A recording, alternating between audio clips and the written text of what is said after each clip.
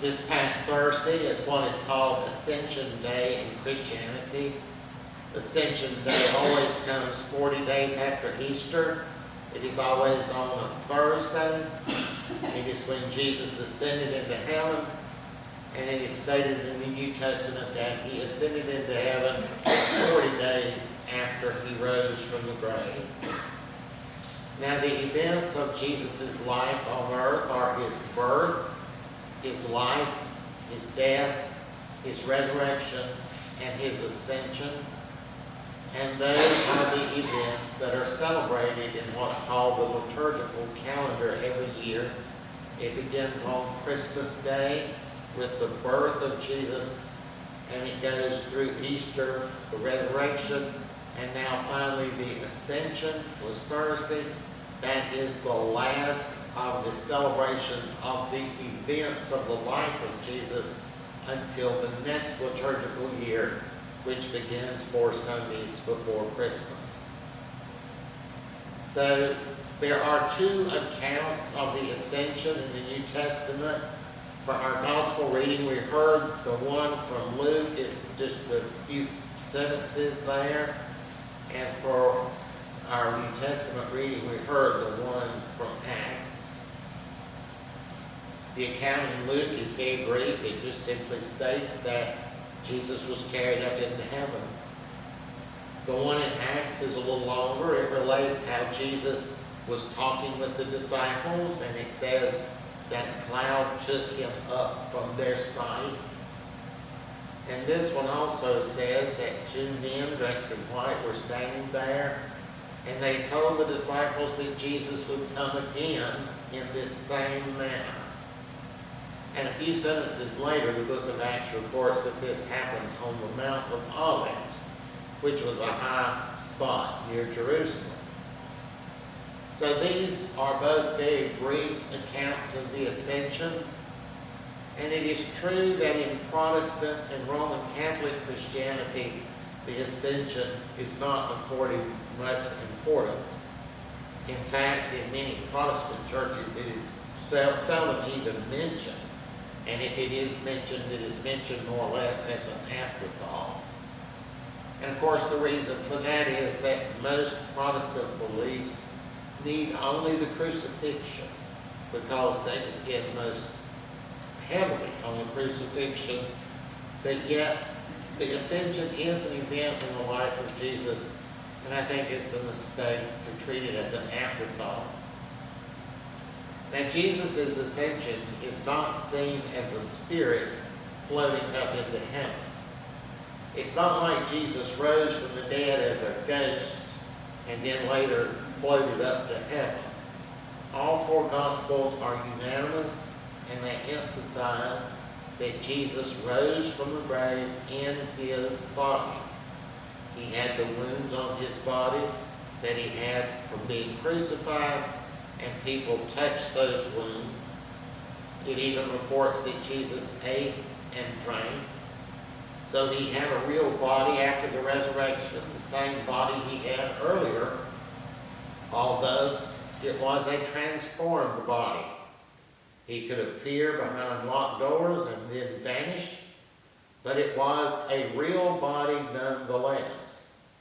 And so we need to keep in mind that it was not just Jesus' spirit going up to heaven. He was not a ghost. It was his physical body, albeit a transformed physical body, but Jesus' human body is what ascended into heaven. Now that's the key there. His human body is what ascended into heaven. Think for a minute about what that means. When he ascended into heaven, he took his human body with him up there. And that is to say that Jesus took our human nature with him when he ascended into heaven. The way Orthodox Christianity has understood this, it wasn't just Jesus ascending into heaven. It was all of human nature. All of humanity ascended into heaven with Jesus. as he ascended into heaven and his human body. Remember that Christians believe Jesus was God as a human being, both at the same time. Christian theology has never asserted that Jesus was half human and half divine. It has always asserted that Jesus at the same time was 100% human and 100% divine at the same time. And so the ascension represents that union of humanity with God, and then that union of humanity with God ascending into heaven. Jesus did not come here with a human body. He was knit together as a human baby in Mary's womb, just like all of us was. But when he left here, he left in a human body. And that is a key point to understand in the ascension. He did not bring a human body with him, but he left here in a human body. He did not throw off his human body when he ascended into heaven. The book of 2 Peter says that we are partakers of the divine nature. And the resurrection of Jesus in his human body and the ascension of Jesus into heaven in his human body is seen to be the manner in which this occurs.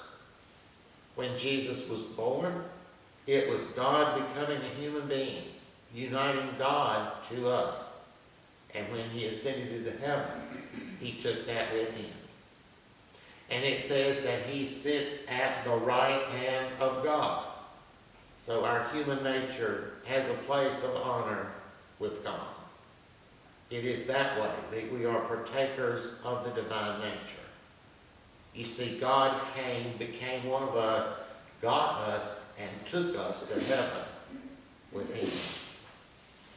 The idea of Jesus being seated at the right hand of God is figurative language that describes the exaltation of human nature in heaven. It does not literally mean that Jesus is seated at the right hand of God. Some people have this idea that they get to heaven and there they'll see God seated on a big throne. And over here to his right there'll be a little throne and God Jr. will be sitting on that. But that's not what that means. The term right hand of God is figurative language. It is used as a means of expressing God's power. Psalm 17 says, "Show us your loving kindness, O you who saves by your right hand." Psalm 20, "The Lord will bear his holy anointed from his holy heaven with the saving strength of his right hand." Psalm 63, "Your right hand upholds me." It is that figurative language for the power of God that sustains and upholds us. It is figurative language for God's power and saving strength. And actually that image of the right hand comes from military terminology. Most people are right-handed, and in ancient times, men fought with swords or spears, and they carried their sword or spear in their right hand and their shield in the left hand because it was the right hand where the dexterity was, where most of the strength was, where most of the power was. And so if you're right-handed, your right hand is where the strength is. That's what you're going to use most of all. And so the right hand of God is where God's power and strength and might is said to reside. But it's figurative language. Jesus sitting at the right hand of God is a way of stating that Jesus has set humanity where God's power is. We are seated at the focus of God's power under God's protection. In Orthodox Christianity, the ascension is seen to have a much more significant part of the work of Jesus than in Protestant and Roman Catholic Christianity. They see it as God being the creator. We are the ones who were created. God is eternal. We are not. God is in heaven. We're stuck here on earth. And so there's a big difference between us and God. We're separated from God, stuck here on earth. Try to find God. Go outside and look. Look where you want to. You won't find Him. You may say you feel God's presence, but you can look all you want and you won't find God because we're separated from God. In the way the Orthodox see it, God did not like it that we are separated from Him. He wants us to be with Him, but we're not. And we can go and look all we want to, and we can't find God. And we can't go to where God is. But God can find us, and He can come here where we are. So He comes to earth as Jesus. God is now on the same side that we are on. God is here with us. And God is now like us because He became a human being, just like us.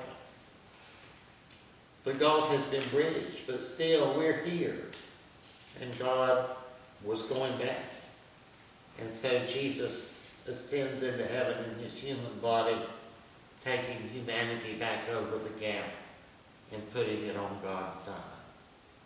Now we are on the same side as God. We are no longer separated from God, we are with Him. As the Apostle Paul said, we are seated in heaven with Christ. As the Apostle Paul said, we are citizens of heaven, not here, because we have been taken here and placed into heaven. So we couldn't do that ourselves. God did it Himself. He rose and took humanity to heaven. So see, the Orthodox see the entire work of Jesus as a much more unified whole. The way they see it, God incarnated as a baby, that's Jesus, and lived. When He defeated death and rose from the grave, He rescued us from this world of death and evil by taking us out at the Ascension. And now He took us to heaven, where nothing can touch us. You know how the Apostle Paul in Romans 8 talks about how nothing in all creation can separate us from the love of God in Jesus Christ. That is because we have been taken out and removed. In Orthodox thought, every aspect of the life of Jesus had effect. It did something. That's not the way Protestants and Roman Catholics think of it. In the Protestant thought especially, everything about Jesus is de-emphasized except the crucifixion. The crucifixion is really the only thing that is seen as having the effect. But you see, it is actually the birth, the life, the death, the resurrection, and the ascension, all combined to form the work of Jesus. There's much more to it than just getting your sins forgiven. It is the elevation of human nature, the rescue of human nature from the world of evil and death. Jesus is not the blood sacrifice that satisfies the bloodlust of a vengeful God, but Jesus instead is God, coming to rescue His people, coming to defeat that which is trying to destroy His people, coming to pull them out of this world of evil and death. Jesus is not the innocent victim who satisfies God's command for bloody revenge. On the other hand, Jesus is our rescuer. And He rescues us not from an angry and vengeful God, but He rescues us from the world of death and evil. Now there's another aspect of the ascension that we don't think about much, Now we've talked about the worldview of the New Testament. And we've talked before how the New Testament sees levels. We are here on earth. Below us is the realm of evil. And up in the sky is God in heaven. Now when we talk about where God is, we might point up and say God's up there. But we don't really think that God's up there. You know, we don't really think that if you got in some kind of space vehicle and went far enough, you'd get to where God is. But the New Testament concept of things, they really did think that. If you said, where is God? That God's up there. They pointed up and they really believed God was up there. You see, they saw that. They saw the world here, and then they saw the sky, and they viewed it as a dome, and it was a hard surface dome, and beyond that was God, literally up there. And the belief was that there are various spiritual powers up in the air, up in the heavens between us and God. And some of these are not friendly to us, and they block our way to God. The New Testament refers to these as the powers of the air, rules, authorities, principalities, spiritual forces of wickedness in heavenly places. And so those powers operate as blocks between us and God. They trap us here, in other words. And so in the Ascension, it is believed that Jesus opened a pathway through those malevolent powers that were blocking our way. And so now we have access to God because Jesus in his ascension has cleared the way. In the words of the Apostle Paul, as he ascended, he led captivity captive. Those who were keeping us captive down here are now captive themselves. The resurrection is Jesus' conquest of the power of death. And the ascension is Jesus' conquest of the spiritual powers that block our way to God. And that leads to yet another aspect of the ascension. Remember that in the account of the ascension in Acts, it is accompanied by two men. They tell the disciples Jesus will return in like manner. Jesus didn't ascend into heaven, never to be heard from again. He ascended into heaven with the prospect of return. The disciples were told that Jesus would one day return in the same manner.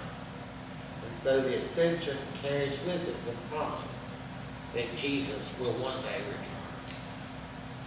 And when he does return, he returns in power and might. He will be coming, remember, from the right hand of God. And he will be victorious finally over all evil. And things will finally be as God originally intended them to be. So in a sense, the ascension is a reminder to us that the work of Jesus is not yet complete. He came to earth, was killed and defeated death. He ascended into heaven, unlocking the way for us to God. But that's not the end of it. There's still more to be done. His work is not yet complete, and he's coming back to complete it. The second time he comes, he will put an end to all evil. And then finally, as the scripture puts it, God will be all in all. We live in the age before that has happened. We live when Jesus' work is not yet complete. So I hope you have seen today that there's a lot to the ascension of Jesus. Way too much to ignore it and skip over it. It is an essential facet of the work of Jesus in all its complexity and all its different levels that go beyond our understanding. It will elude our understanding until As the Apostle Paul puts it, we stand in heaven and finally see face to face.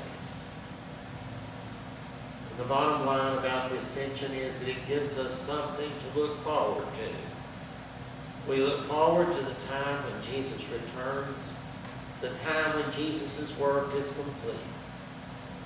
And that's how we can live in a world of evil and not get discouraged, because we know that Jesus will return and complete